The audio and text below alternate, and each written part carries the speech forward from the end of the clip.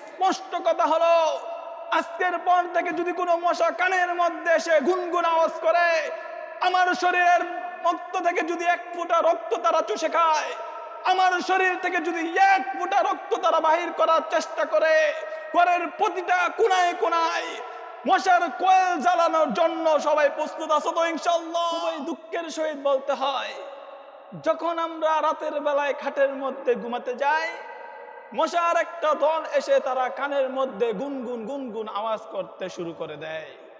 এই মশার গুনগুন জ্বালায় অনেক মানুষ আছে তারা ঘুমাতে পারে না।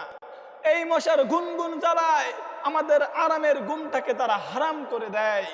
স্পষ্ট কথা হলো, আজকের পর থেকে যদি কোনো মশা কানের মধ্যে এসে গুনগুন আওয়াজ করে, আমার শরীরের রক্ত থেকে যদি এক ফোঁটা রক্ত তারা চুষে খায়, আমার শরীর থেকে যদি এক ফোঁটা রক্ত তারা বাহির করার চেষ্টা করে, ঘরের প্রতিটা কোনায় কোনায় মশার কয়েল জ্বালানোর জন্য সবাই প্রস্তুত আছো তো ইনশাআল্লাহ?